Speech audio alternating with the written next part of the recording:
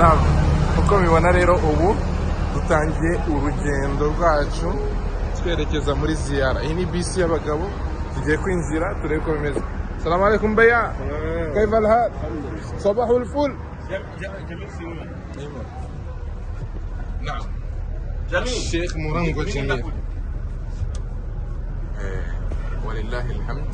Iyi ni bisi rero y'abanyarwanda ku ruhande rw'abagabo aho twerekeje muri ziyara. Uko mubibona rero they are ready. Turerekeje gusura hamwe mu hantu hagize amateka y'idini yacu. Mashallah tabarakallah. Uyu rero akaba ari umuyobozi wa Hijja, Sheikh Murangwa Jamil. Tukaba tugiye gutangira urugendo rwacu. Sheikh Murangwa, amakuru yanyu? Alhamdulillah.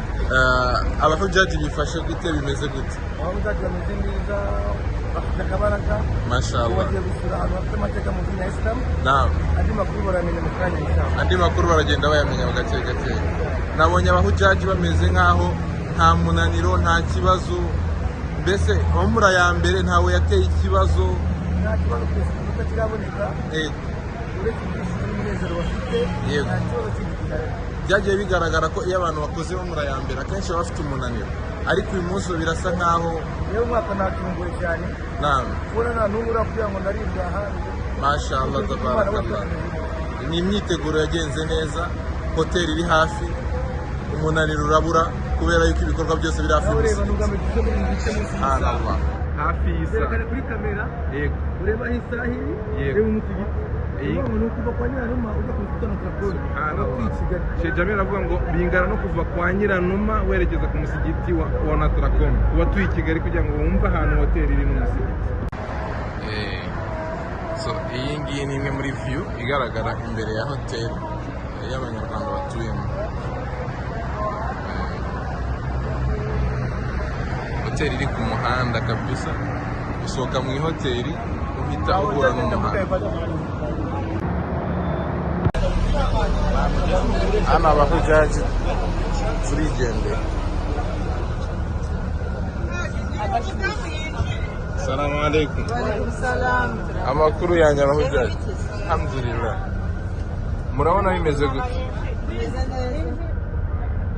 Nkuko mubibona rero iyi ni bisi y'abahajati twerekeje muri ziyara gusura hamwe mu hantu nyaburanga hagize amateka y'idini yacu. Mashallah tabarakallah. Murabona ko ibintu bimeze neza, basize mwazibonye hanze ndetse n'imbere, kandi n'abahujaji barishimye. Iyi rero niyo bisi irimo abahujaji b'abanyarwanda ku ruhande rw'abamama. Ubu tukaba twerekeje gusura hamwe mu hantu nyaburanga hagize amateka y'umujyi wa Makka, amateka y'intumwa y'Imana Muhammad sallallahu alaihi wasallam. Kandi nk'uko bigaragara abahajati bacu barishimye, bameze neza. Abahajati siko bimeze.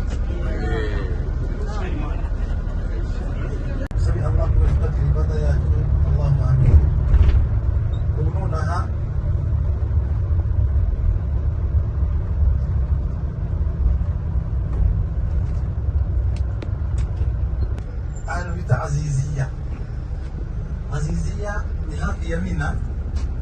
Hari abahaji bacu bahatuye, abashyitsi b'umwami nabo tugiye kureba abari tayari kugira ngo nabo tubane nabo kuri uyu mwanya inshallah taala. Turabamenye bagenzi banyu bagize amahirwe yo kwitabira umutambagiro mutagatifu uyu munsi, dusaba Allah ko twakira ibada zacu. Allahu amin. Abavandimwe, turi bujye gusura ahantu hatandukanye. Batazizia namshipenda sana kalima tu. Abana bacu rero inshallah taala tunajya mu bitabo bya Badutoro. Jabal Tawr. Ubuvumo bwa Tawr, bari ubuvumo bwa Tawr. Ubuvumo bwo Imam Muhammad sallallahu alaihi wasallam. Yishemo akimaka ajaye Madina. Akimaka ajaye Madina. Aho ngaho yahamaze iminsi itatu. Asma binti Abu Bakar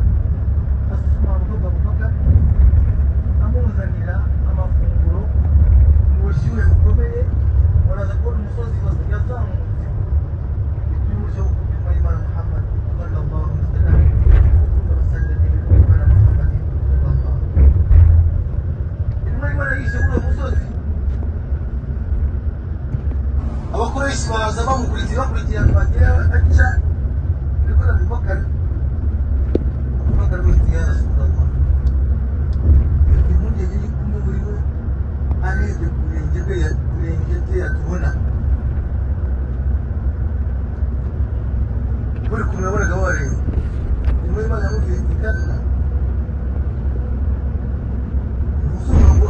الله يقول في ثاني اثنين إذ هما في الغار إذ يقول لصاحبه لا تحزن إن الله معنا نركب بالجبال مفهوم ومن الوقت المجازي لا تحزن نرجي القوة ولك الشدة إن الله معنا يريد الله أكبرنا وسبق الله الشمير وسانه بما يأتي محمد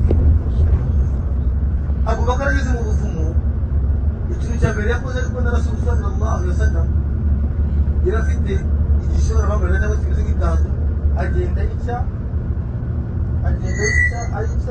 kugira ngo azire ya myenge yageza kubona ikintu kibi inzoka cyangwa se scorpio bikaza bikagira nabi n'umwe y'Imana Muhammad sallallahu ikibazo kikaba kirarangiye ntabwo mu butayu bene wabo nibaza mu buryo bihorera undi ati njyewe mfite igitekerezo tumufate tumufunge sabwe muri gereza nk'uko twabigenzaga abasizi barwanyaga ibitekerezo byacu. Abu Jahali byose arabyanga aravuga ati turamutse tumureye mu butare tukamufunga twahura n'ikibazo kubera ko bene wabo bakoresha kwihorera ugasanga bitubanye ikibazo, ahubwo ni ikibazo mbona uburyo twakirangiza naho dufate min kulli qabail abasore mu moko yose y'abantu batuye Maka unahudu minhum shaban dufatemo abasore bafite imbaraga wanuti kulla wahid minhum asayfan salima buri musore tumuha inkota ityaye wayadribunaha darbatan wahida zose bagenda bazihuriza kuri Muhammad mwene Abdullahi nibazimurizaho bazabakoresha bazabura uburyo bihorera. Icyo cyemezo cya Abu Jahal ntitubemeranyije bemeranya gahunda muri iryo joro Allah subhanahu wa ta'ala ategeka Imana Muhammad sallallahu alaihi wasallam yuko agomba kwimuka akava i Maka akajya i Madina. Nyuma y'Imana ijya kwimuka yafashe Ali ibn Abi Talib radiyallahu anhu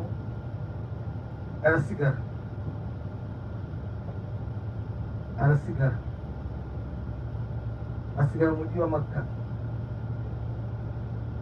asigara ku buriri bw'intumwa y'Imana Muhammad sallallahu alaihi wasallam. Ali ibn Abi Talib asigaye kubera impamvu ebyiri. Impamvu ya mbere ni ukugira ngo bakoreshe n'ibaza babone ko intumwa y'Imana igihari, strategy yo kugira ngo batamukurikira ataragera kure. Aba ni Abanyarwanda rero tugeze hano aho Jabal Thawr intumwa y'Imana Muhammad sallallahu alaihi wasallam yatangiriye ubutumwa bwayo, ndetse n'ahantu nyaburanga ho gusurwa muri rusange. Aba rero ni abagabo baje muri rusange. Iyi ni bisi irimo abagabo, bisi y'abamama nk'iri barakallahu fikum.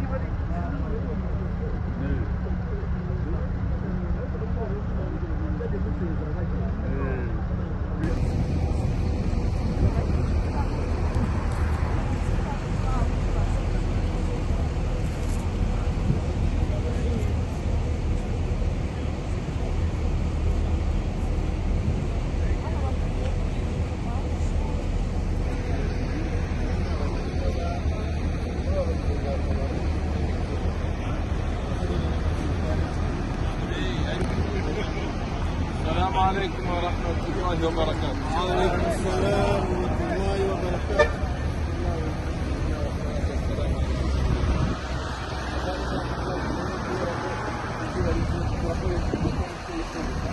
ariko dutwara amateka make ya hano aha ngaha intumwa y'Imana Muhammad niyo kujya mwumva yitwa Hafera mu gusoma intumwa y'Imana yagizamo mbere y'uko ihabwa ubutumwa mbere y'imyaka 40 mbere y'imyaka 40 ikibana n'umugore wayo Khadija radiyallahu anha.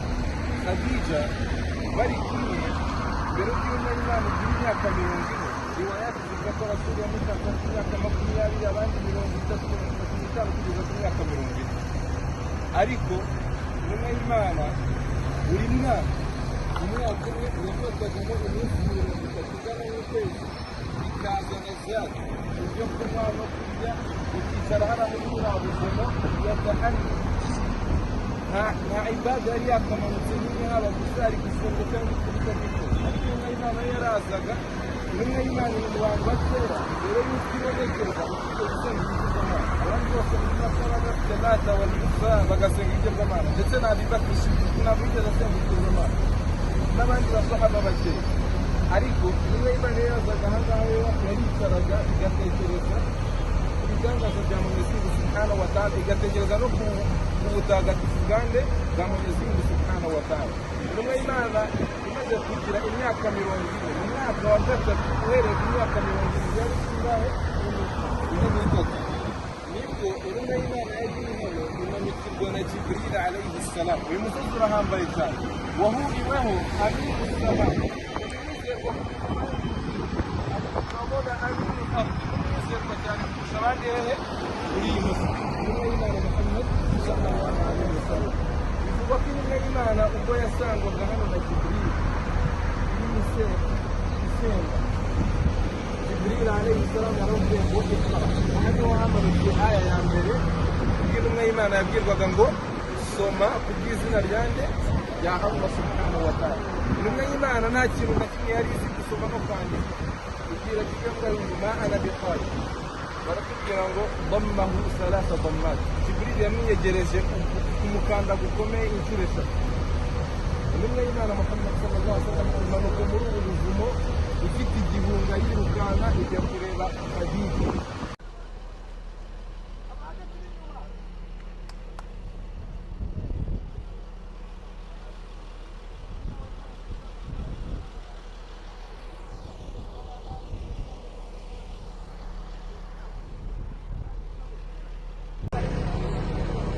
Ahangaha rero twari turangije ziyara, tumaze kumenya amateka y'aho intumwa y'Imana yatangiye urugendo rwayo yerekeza mu mujyi wa Madina kuri Jabal Thur. Ahangaha niho harimo n'ubuvumo, aba ni abahajati n'abahaji b'abanyarwanda barimo, hari akazuba ni mu masaha ya mu gitondo.